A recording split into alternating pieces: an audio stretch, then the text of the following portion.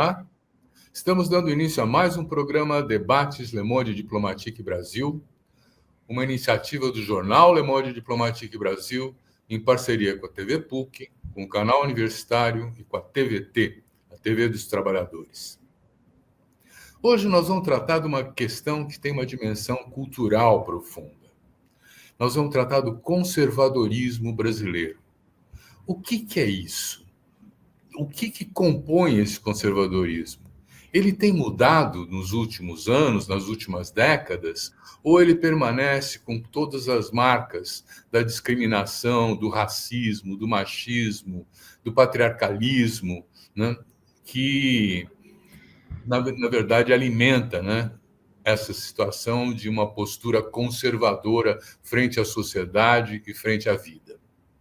Para tratar dessas questões, nós estamos convidando uma especialista no assunto.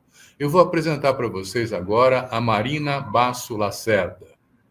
A Marina é doutora em Ciência Política pelo Instituto de Estudos Sociais e Políticos da UERJ, é pesquisadora do CENEDIC, que é o Centro de Estudos dos Direitos da Cidadania, da Faculdade de Filosofia da USP, é pesquisadora de pós-graduação em Ciência Política na USP, foi secretária executiva da Comissão de Direitos Humanos e Minorias e foi chefe de gabinete do Ministério dos Direitos Humanos e da Cidadania. E ela é autora do livro que nos fez convidá-la. Ela escreveu O Novo Conservadorismo Brasileiro, de Reagan a Bolsonaro, e foi finalista do 62º Prêmio Jabuti de Ciências Sociais e venceu o Prêmio Minuano de Literatura. Marina Lacerda, muito obrigado por estar aqui com a gente. É um prazer poder contar com você. Vamos tentar esclarecer aos nossos telespectadores, dar elementos para ele.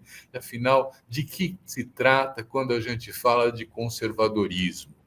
Eu queria começar com isso, né? Quer dizer, o conservadorismo está presente na formação histórica do Brasil e foi registrado por historiadores, por sociólogos, e ele tem uma série de elementos assim que são talvez até constantes na cultura brasileira, né?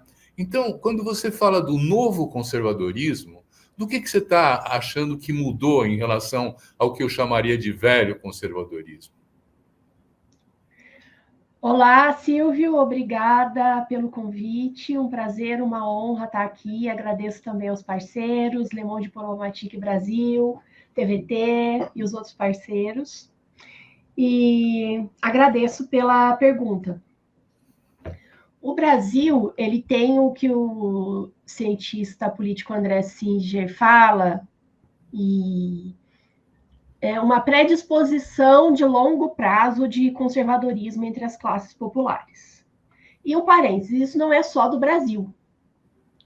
Essa predisposição popular das pessoas serem mais conservadoras ou mais de direita é uma tônica do mundo capitalista. Não fosse assim, o mundo não seria um mundo capitalista, dividido em classes sociais injustas, não seria um mundo marcado pelo patriarcado, um mundo marcado pelo racismo, por formas hierárquicas de distribuição de poder.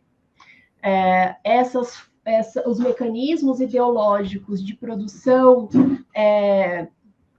de entendimentos pela manutenção do status quo, eles são inerentes ao capitalismo, isso desde Marx, isso está claro. Mas então essa pergunta, o que é novo, né?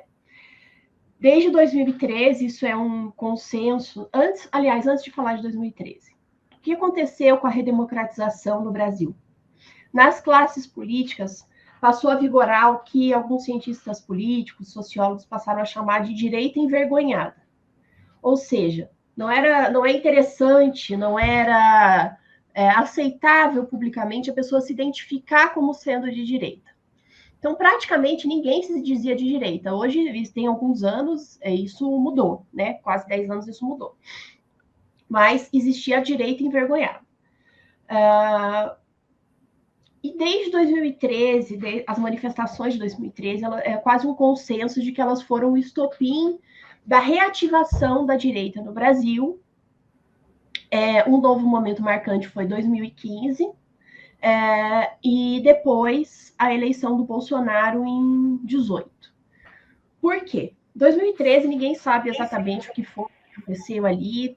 Há quem pense que foram estratégias de guerra híbrida, mas independente disso, foi a partir desse momento que a direita, ainda não identificada, não auto-identificada como direita ou conservador, voltou para as ruas em oposição ao governo Dilma. Ali o que unificava essas manifestações, essas bandeiras, era a pauta da corrupção, anticorrupção. Isso era o que unificava esses grupos, que é uma pauta legítima, é uma pauta importante, que foi apropriada naquele contexto por determinados grupos políticos. Então, isso é um fator. O estopim que deu a partir de 2013. Quais foram os fatores? Depois veio uma recessão econômica,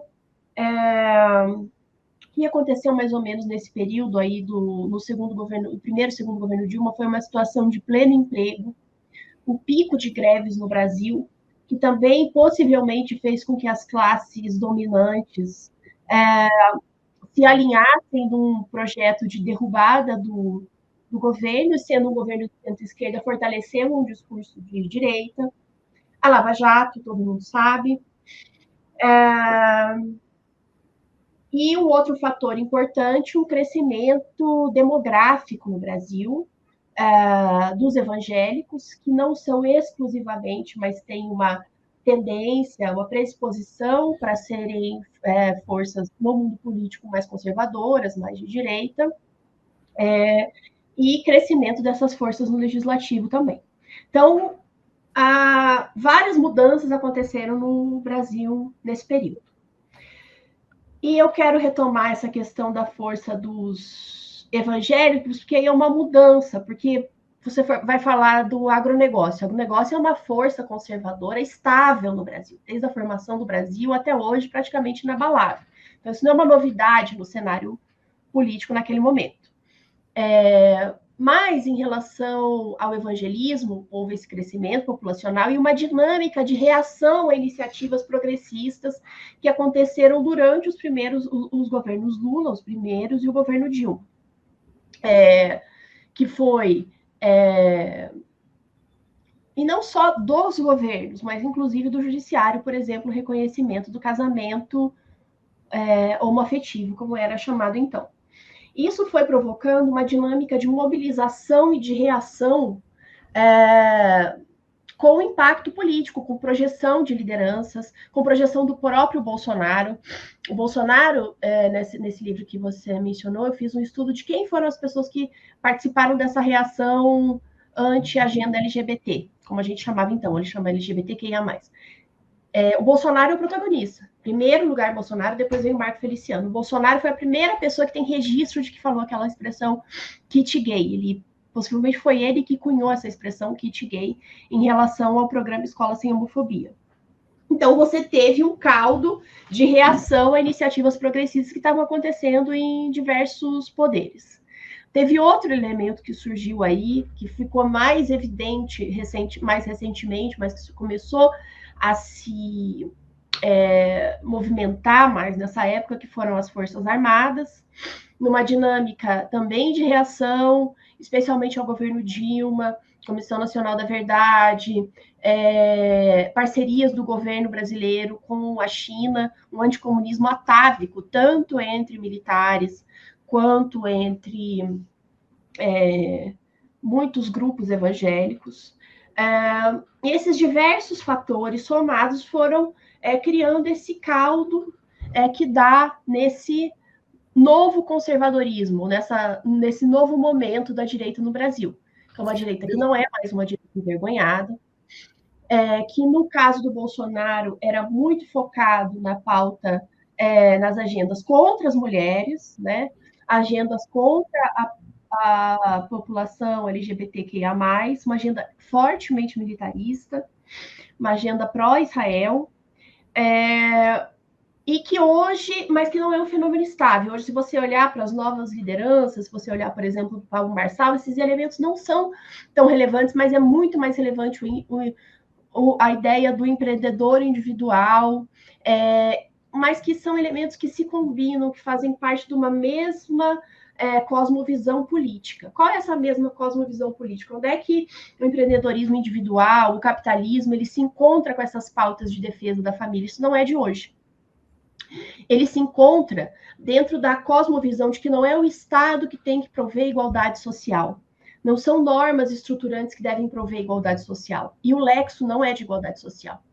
O Lexo as famílias devem prover a si próprias. As famílias têm que ser estruturadas, tradicionais e prover a si próprias. E as pessoas devem empreender, as pessoas devem correr atrás do próprio sucesso de acordo com o seu mérito. E para aqueles desviantes, você não tem uma visão que é a visão que normalmente a esquerda tem, de que a criminalidade você deve ter oportunidades, você deve ter acesso a serviços, você deve ter perspectivas de vida, educação. Não. A criminalidade é um desvio e deve ser punida. Então, é nesse capitalismo, família e punição se encontram. Esse é um pouco o desejo da direita.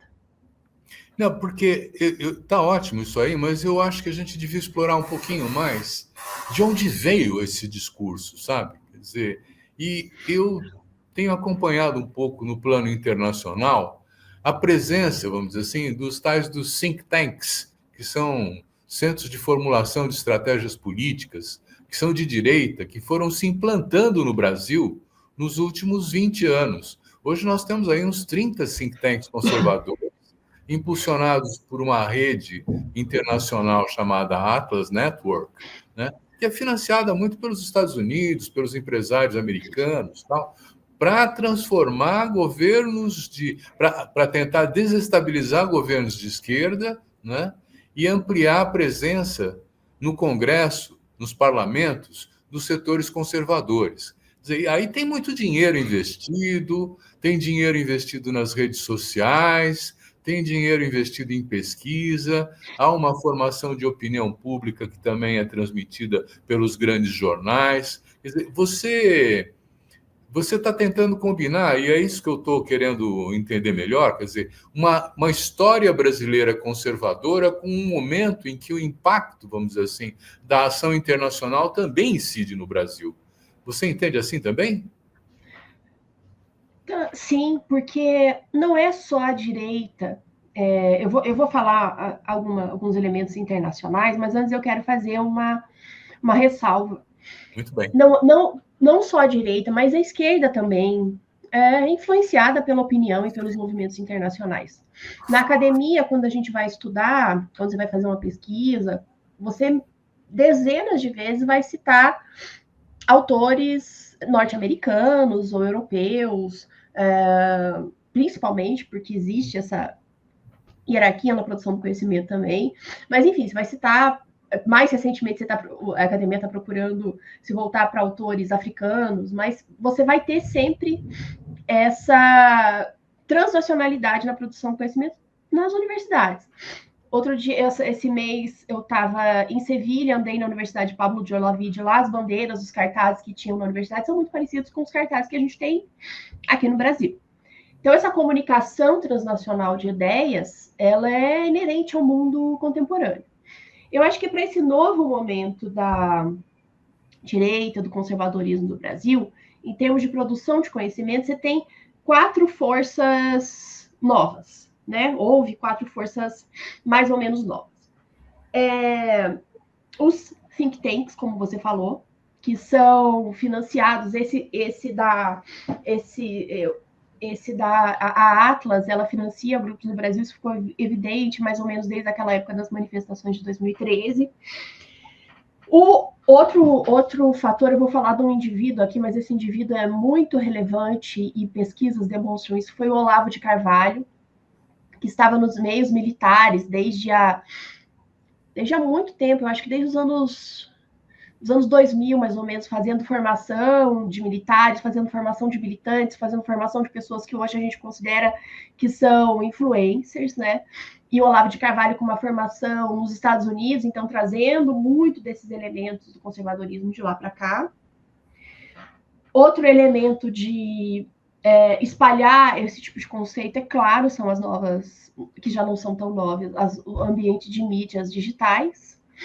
E o evangelismo, como eu falei, porque o evangelismo ele é um movimento transnacional também.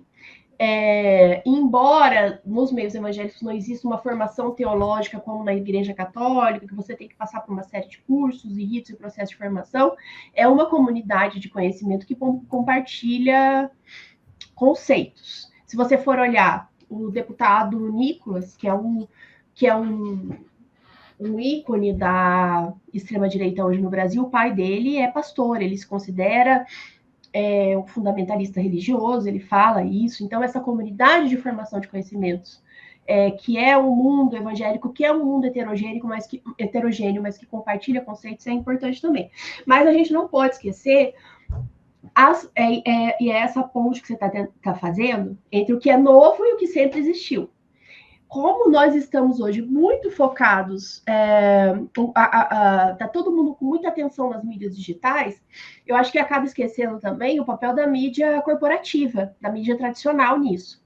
Então, a mídia tradicional, hoje em dia, a maior parte desses canais, eles são por uma pauta de igualdade entre homens e mulheres, por uma pauta de igualdade de gênero, por uma pauta muito importante de combate ao racismo, por uma pauta de promoção dos direitos LGBTQIA+, o que é muito positivo. Mas se você olhar o que é toda a agenda desses meios, é uma agenda pela austeridade fiscal. E a gente não pode esquecer que essa é a bandeira conservadora e de direita mais importante de todas. A manutenção do sistema econômico. Então, eu acho que... E isso é tradicional, isso não surgiu agora no Brasil. Então, o que eu quero dizer é que esses instrumentos de formação de conhecimento, de produção ideológica, eles se imbricam. É isso. Nós vamos fazer um pequeno intervalo e já voltamos. Tá legal.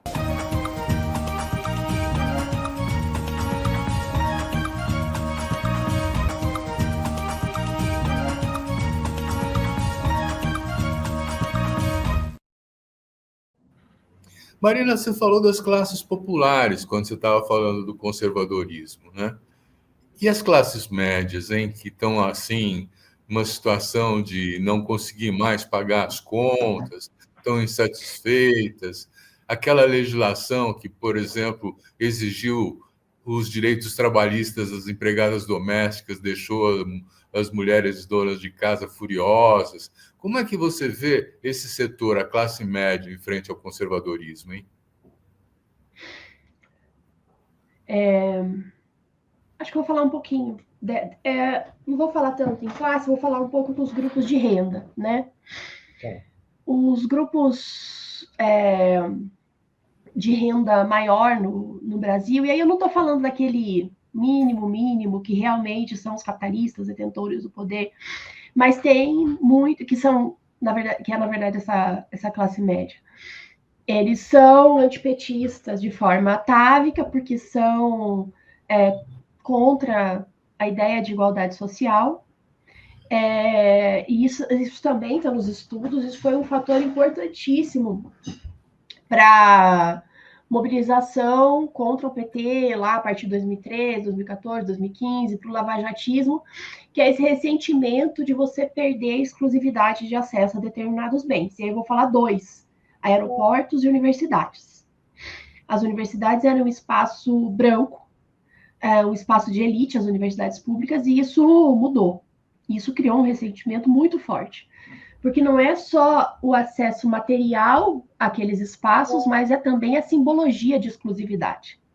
Nos aeroportos, então, nem se fala. Naquela época que as pessoas viajavam muito recém, todo mundo aqui ouviu frases absurdas de alguém sobre esse acesso maior às viagens de avião. E tanto que depois disso, você pode ter observado que começou a surgir sala VIP, o VIP do VIP, a fila mais VIP ainda, porque esses mecanismos de diferenciação, eles são muito importantes, especialmente para a classe média. Teve também o encarecimento, teve o 2013, eu acho, se eu não estou enganada, foi o verão das manicures, que o preço das manicures subiu muito, que é um serviço que a classe média acessa também. Esse público de 2 a 5 salários mínimos é o público mais bolsonarista por excelência, é o público que que é desses batalhadores que o Nicolas mobilizou muito diretamente naquele vídeo que ele fez sobre a história do Pix. É o grupo do Correr Atrás, né? E esse grupo, o que acontece? Os governos PT criaram expectativas que, pelas razões estruturais da sociedade brasileira, são muito difíceis de cumprir. Então, muitas pessoas fizeram universidade, conseguiram acesso a esse espaço da universidade, mas elas não conseguiram depois os empregos correspondentes. Então, você vê hoje pessoas formadas em direito que trabalha de secretária, ou trabalha de... são, como se diz hoje em dia, empreendedores, trabalha com cozinha, trabalha com entrega, se vira, né? E o setor, digamos, a base da pirâmide, isso que o André Singer, de novo, eu cito muito o André Singer porque eu o admiro e também porque nós trabalhamos juntos nesse grupo de pesquisa, que ele chama de subproletariado, que é o grupo que sempre foi mais fiel do lulismo, que são os beneficiários dos programas sociais, mais ou menos 30%, 40% da população, é esse setor mais pobre, esse setor atingido pela fome. Esse setor foi a base do lulismo, e é esse setor aí que a última pesquisa Quest, eu acho que não tem uma semana, mostrou um estremecimento da aprovação do Lula nesses grupos. Então, é uma combinação de ressentimento, claro que nas elites é o que eu falei. O governo Dilma chegou a uma situação de pleno emprego. Isso ameaça, no médio e do longo prazo, o poder das elites, porque isso fortalece o poder de barganha das classes trabalhadoras. Então, você veio ali, independente das discussões, se foi golpe, se não foi golpe, eu particularmente... a questão é que você veio interromper um governo e depois você aprovou uma reforma trabalhista que hoje levou a... Eu acho que é um dado absurdo de dessindicalização, eu acho que é 90%, alguma coisa assim. Então, as elites atuaram contra esse crescimento do poder das classes trabalhadoras, as classes médias ressentidas, esses setores intermediários frustrados pelas expectativas de uma ascensão social mais consolidada não terem se efetivado, e agora esse estremecimento aí no subproletariado. Então, Marina, olha, eu vejo também que essa direita nova, vamos dizer assim, é militante, né? Se você pega um MBL, ou mesmo a atuação dos evangélicos, ela tenta converter os demais, né? Então, de uma postura, vamos dizer assim, conservadora, mas que estava, como você disse, mais discreta, você passa a ter uma disputa na sociedade ideológica que polariza, né? É assim mesmo? Exatamente. Para a ciência política, o conservadorismo, ele não é a posição dessa pessoa que está lá na vida dele, na casa dele, que quer viver a sua vida e quer que as coisas simplesmente continuem como estão.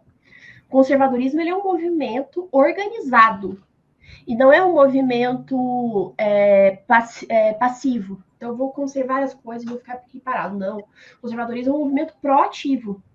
Essa é a definição do Samuel Huntington de conservadorismo, uma definição assim clássica. E é por isso que conservadorismo e direita são sinônimos que são termos que são equivalentes.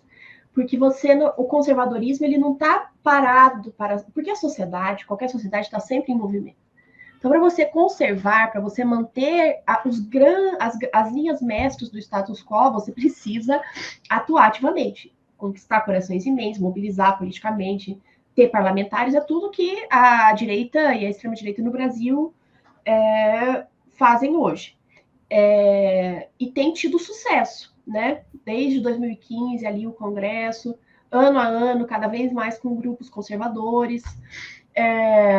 Então, tem tido sucesso na formação de pessoas, né, que se consideram cada vez mais...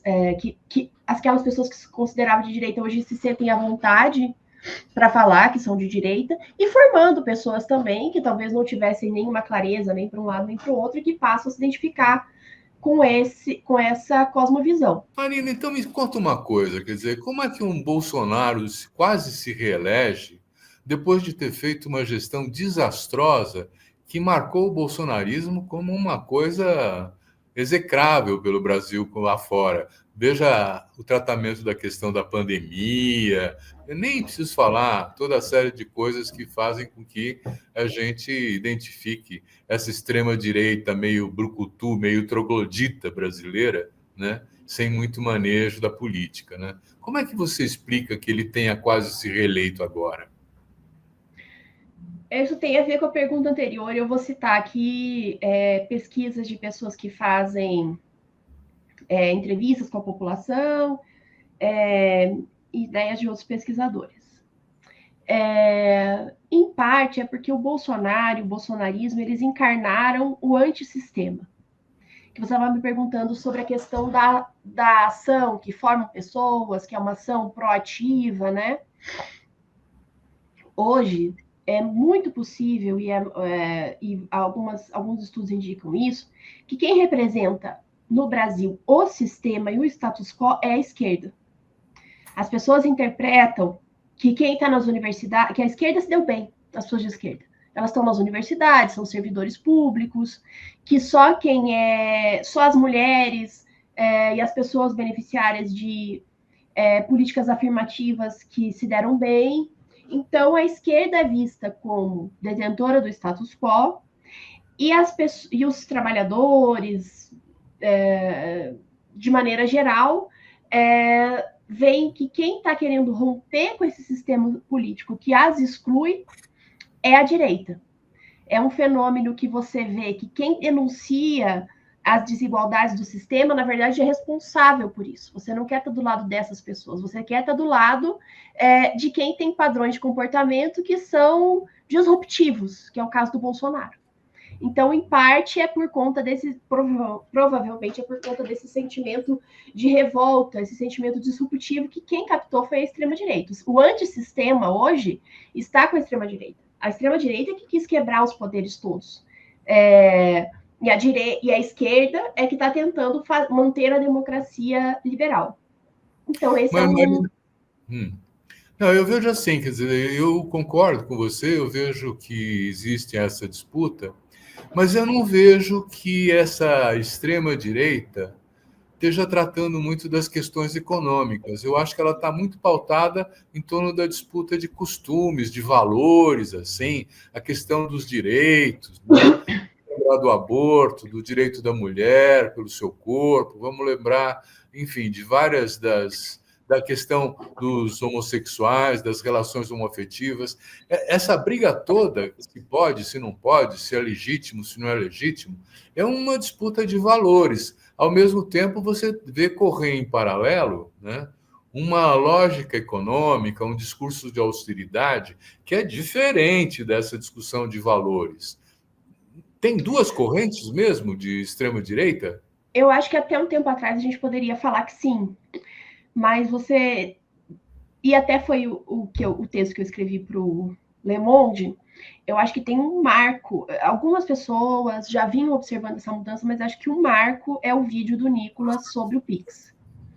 Porque o que ele fala ali? Trabalhadores. Opa, ele está reivindicando os trabalhadores. Trabalhadores. Ele usa essa expressão várias vezes no vídeo. E ele não fala ali de pautas, de minorias, de outros eixos da igualdade. Ele fala da questão da igualdade socioeconômica ali. Então, eu acho que eles estão... Se no momento o que centralizou, e foi o primeiro momento, o que unificava a direita era o combate à corrupção. Depois, eu acho que muito forte foi essas questões de costumes, que foram centrais nas eleições, que fizeram o Bolsonaro se catapultar como uma liderança, que fizeram que, mesmo que naquele momento heterogêneo, mesmo um grupo libertário, que era o MBL, ele se manifestou contra o Queer Museum, que era uma pauta se manifestou, foi para a agenda LGBT, que era anti-LGBT, que era mais do mundo do evangelismo. Então, essas pautas de costume, elas centralizaram. Mas agora, eu acho que isso está consolidado, eles estão indo para um campo que é o campo caro ao lulismo, que é a pauta econômica. Isso, voltando àquela questão do Bolsonaro na pandemia, tem um texto do Adorno, de 51, que ele resgata o Freud. E ele fala dessa necessidade do sujeito de reanimar o seu arcaísmo. E que líderes como o Bolsonaro, eles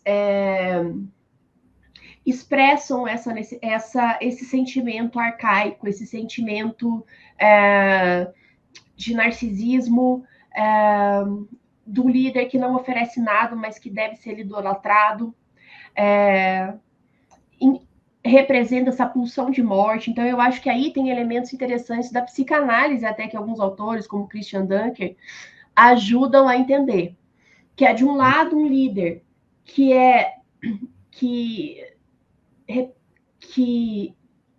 encarna as pulsões de morte de uma maneira até muito literal, o Bolsonaro falando o tempo todo em matar, zombando das vítimas da pandemia, e do outro lado, a outra pulsão, a da sexualidade, falando o tempo todo em alusões sexuais, o golden shower, vou transar com você, e vários elementos, várias bravatas relacionadas à sexualidade.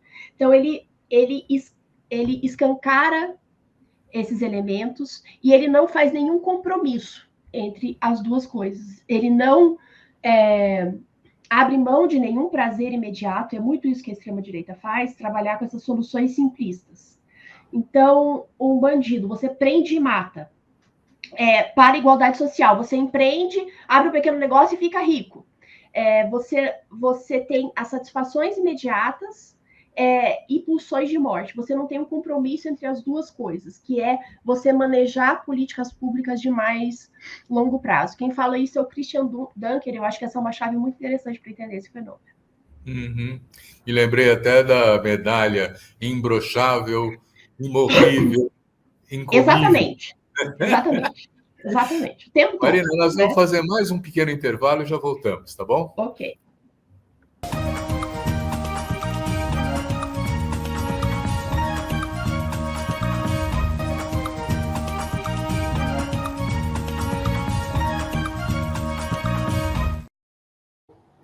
Olha, eu tenho acompanhado umas pesquisas que estão mostrando que o católico conservador de base, o trabalhador, não é muito diferente do evangélico conservador. Eles, aliás, convivem nas mesmas comunidades, eles se solidarizam, tal, né? E eu fico perguntando, há uma diferença entre o católico e o evangélico, pensando a questão da direita, ou eles igualmente são conservadores? Essa é uma pergunta interessante. Se você olhar as pesquisas de opinião, os católicos, a maior parte dos católicos estão com Lula. E o evangelismo, antes você tinha no Brasil um fenômeno um consenso de que não existia voto confessional. Que por mais que a pessoa fosse evangélico de qualquer religião, ela votava de acordo com outros interesses. No máximo, tinha para o legislativo, irmão vota em irmão. Tanto que a Marina foi candidata, o Antônio Garotinho foi candidato, e não receberam um voto evangélico massivo. Isso mudou. A eleição de 2018, há quem entenda que houve um voto confessional ali, e a eleição de 2022 é um consenso. Houve um voto confessional evangélico no Bolsonaro. Mas qual é a questão? Mesmo se você olhar os números, não é 100% do evangelismo que é Bolsonaro, e não é 100% dos católicos que são Lula, e não é 100% das classes superiores que são Bolsonaro, não é 100% das pessoas que estão nas classes do subproletariado que é Lula. Então, esses são recortes de análise, mas todo grupo social é heterogêneo. A pessoa que é evangélica, ela também é mulher, ela também tem uma raça-cor, ela também tem uma classe social, e ela é atravessada por todos esses fatores que vão chegar ali numa decisão de voto. Por que se fala muito em evangelismo e não em catolicismo quando se fala em conservadorismo? Primeiro, porque é o grupo demográfico em expansão, e depois porque o evangelismo no conservadorismo ele é mais vocal. E os grupos católicos mais conservadores, mais de direita, eles são mais discretos. E eles aparecem publicamente de maneira mais pontual. Por exemplo, há uns anos atrás teve uma campanha da Fraternidade, que eu acho que o tema era amor. Mas era o conceito de amor por todas as pessoas, inclusive pelas mulheres, inclusive pelas pessoas LGBT, inclusive pelas pessoas negras. E aquilo criou um rebuliço, e grupos católicos de extrema direita vieram a público e falaram contra a campanha da fraternidade. Tanto que um católico conservador, mas daí um conservador moderado, que é o Dom Odílio Scherer, veio a público defender a campanha da fraternidade, que é uma campanha ecumênica. Então, os grupos católicos conservadores, eles atuam mais pontualmente, de forma menos vocal. Por isso que quando a gente fala em conservadorismo, os evangélicos, como as lideranças evangélicas, elas são mais evidentes. Mas, por exemplo, a ideologia de gênero, que mobilizou esses grupos por muito tempo, ela foi trazida ao Brasil por católicos de extrema-direita, não por evangélicos. Então, eu acho que é isso. Por conta das lideranças evangélicas serem mais vocais, mas não são as únicas, e porque o grupo evangélico está em expansão, mas nenhum grupo social é homogêneo. Então, existem católicos de direita, católicos de extrema direita, até muito antes do evangelismo se tornar um grupo demográfico relevante. Então, existe isso, mas estatisticamente a maior parte dos católicos ainda está com Lula. Uhum. Você tem alguns dados sobre cruzamentos de gênero, de raça, de classe social, para dizer quem é de direita e quem não é? O que a gente tem considerado muito para ver esses fatores, eu até estou pesquisando, tentando achar aqui a última pesquisa Quest, mas se a pessoa vota, se a pessoa foram aquelas pesquisas de quem votava no Bolsonaro ou não, porque como o Bolsonaro tinha uma pauta muito ideológica, isso acabou em grande parte refletindo a opinião da pessoa, se é de direita ou se ela é de esquerda, mas em geral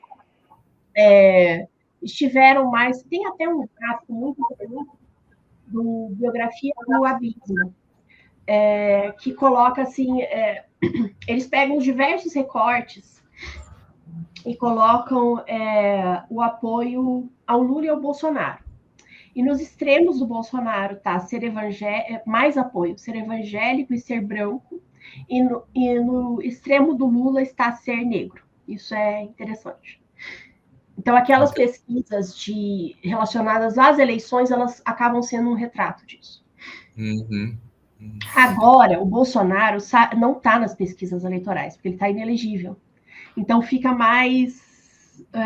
e você não pode avaliar a aprovação do Lula como ser de direita ou de esquerda. Não é um recorte automático. A pessoa pode ser uma pessoa progressista que está insatisfeita com o governo.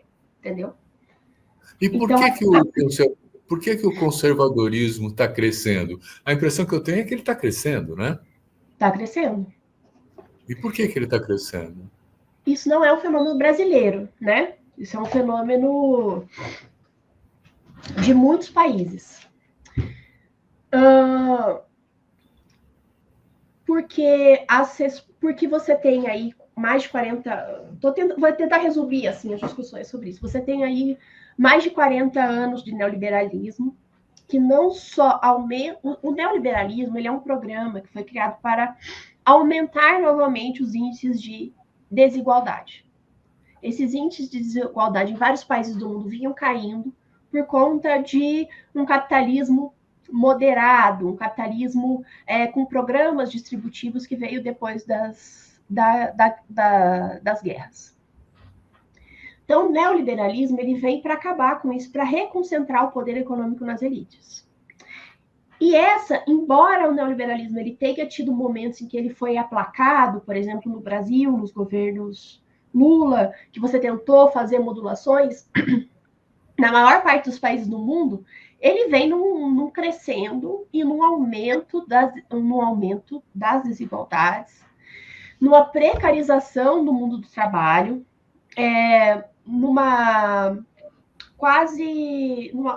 hoje o emprego perdeu totalmente a centralidade, seja pelo neoliberalismo, seja pelas questões tecnológicas, que quem estuda as questões tecnológicas diz que a questão não é das questões tecnológicas, mas das escolhas políticas relacionadas à austeridade.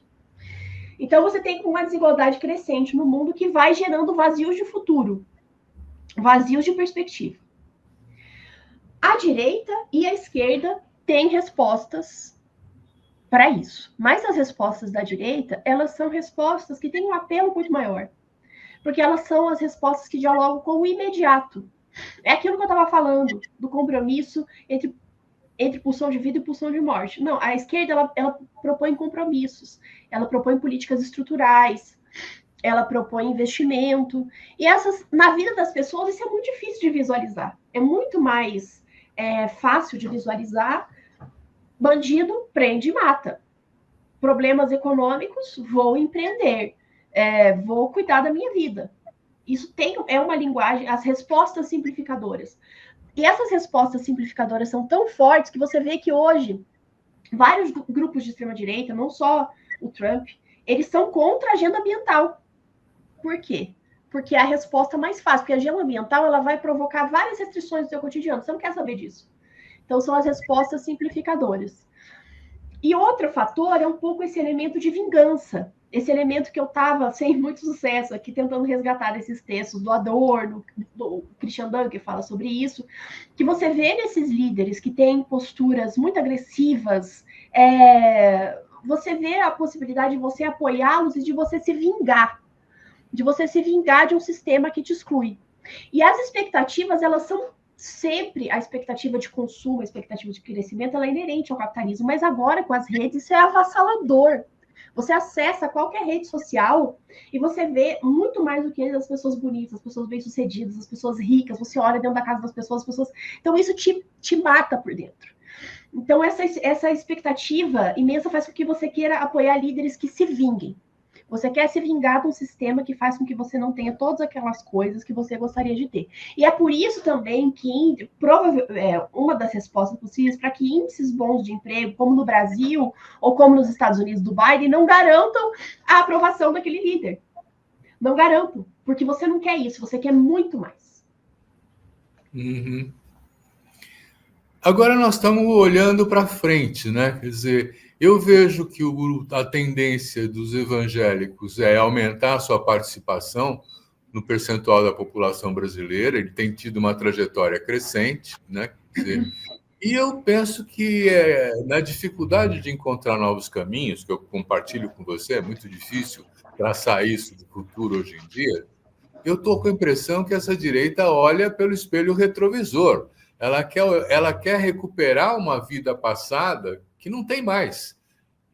Qual é o projeto da extrema-direita? Olha, todo mundo que fala sobre conservadorismo e direita fala que as pessoas olham para o passado, para uma vida que não tem mais. Mas eu diria que olham para o passado para uma vida que nunca existiu. Esse mundo estratificado, de posições conservadoras, harmônicas, isso nunca existiu. Você podia silenciar determinados sujeitos, determinadas vozes, mas as pessoas estavam sempre ali, esses conflitos estavam, no mínimo, latentes. O projeto, essa é uma pergunta muito interessante. Qual é o projeto? É o projeto de poder, né? Como todos os grupos políticos, o que você quer é poder, influência e posições. E eu acho que isso tem a ver com essa mudança do Nicolas no discurso dele. Se você olhar, a bancada de extrema-direita cresceu. Sim, tá? Mas a bancada evangélica perdeu alguns... Eu até tinha um número aqui. A bancada evangélica... Não estou falando da frente parlamentar, estou falando da bancada. Dos religiosos protestantes que se elegeram na Câmara dos Deputados. Diminuiu um pouco nas últimas eleições. Por quê? Provavelmente porque eles dividem votos com outros deputados que são de extrema-direita e não são evangélicos. Então, eu acho que existe um projeto de ampliar poder, mas eu acho que esses setores começam a ver que, para isso, eles precisam dialogar com pautas mais amplas. Porque é isso, o evangelismo ele é importante, mas ele varia a pesquisa, mas é um pouco menos de 30% da população. 70% da população não é. Então, eu acho que você tem uma tentativa de dialogar com grupos mais amplos da população também. Essa eleição para a mesa do Congresso Nacional, ela foi interessante, da Câmara do Senado, ela foi interessante, porque ficou, a Câmara ainda não elegeu suas comissões, mas o Senado elegeu. E onde ficou a liderança evangélica mais notória? Na Comissão de Direitos Humanos do Senado, a Damares. Ou seja, ela não é presidente da casa, nem vice-presidente, ela não está na mesa. Então, eu acho que são grupos que têm poder, são grupos em crescimento, mas que esse crescimento também não é infinito. E eu acho que o projeto é um projeto da parte dos evangélicos, existe um projeto de muito sucesso, de poder e influência centrado nas pautas de costume. Mas talvez esse projeto, como demonstra essas últimas eleições, não tenha muito mais para onde expandir. Então, a ideia talvez seja você entrar em outros terrenos, além dessa pauta de costumes. Vamos depois entrar nisso. Último intervalo, eu vou pedir para você e depois já voltamos.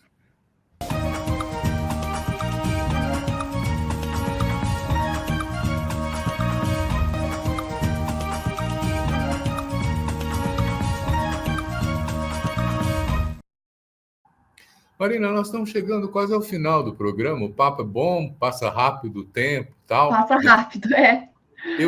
Eu queria finalizar uma pergunta para você, né, que tem a ver com essas projeções para o futuro, né? Você falou em projeto de poder, né? Eu entendo, por exemplo, que existem igrejas neopentecostais, como a Universal, né, que criaram um partido, o PRB, tiveram um governador do Rio de Janeiro, Crivella, tal. É um projeto de poder, né? Mas é um projeto de poder de algumas igrejas. Eu não vejo isso como uma coisa unificada do ponto de vista evangélico. Você vê disputas também dentro dessa direita ou não? Claro, dentro do campo evangélico, tanto que as disputas aí já tem um tempo, as disputas pela liderança da bancada evangélica são públicas, né? Estão na imprensa, etc. Os religiosos, esse grande campo evangélico heterogêneo, ao longo das eleições, ele variava muito os apoios, inclusive apoios ao Lula, a Dilma, eles foram se unificando mais no Bolsonaro, isso é também um fenômeno recente.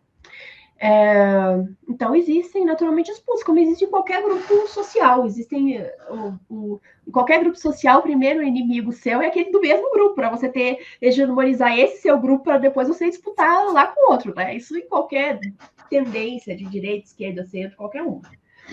Mas o que eu acho relevante disso, muito relevante ver, é que o problema da extrema-direita hoje é que o Bolsonaro é inelegível. E ele é o único líder que é o líder natural, que hegemoniza. Quando você olha as pesquisas de intenção de voto, todos os outros possíveis líderes da extrema-direita, eles não crescem muito, porque eles estão disputando entre si. E eles não são tão conhecidos, eles não unificam todas as lideranças, e essa é uma dificuldade que a extrema-direita tem hoje. Não há um líder que os unifique. Diferente da esquerda e dos campos democráticos que tem na figura do Lula o líder unificador. Por isso que quando você olha para a aprovação do governo é uma coisa, mas quando você vai olhar para as eleições é outra. O Lula continua franco favorito porque ele não tem um rival à altura. Uhum. Marina, nós chegamos ao fim do nosso programa. Eu quero agradecer muito a Marina Basso Lacerda por essa esclarecedora conversa que nós tivemos e agradecer também a você que nos assiste, dizendo, semana que vem tem mais. Obrigado. Obrigada.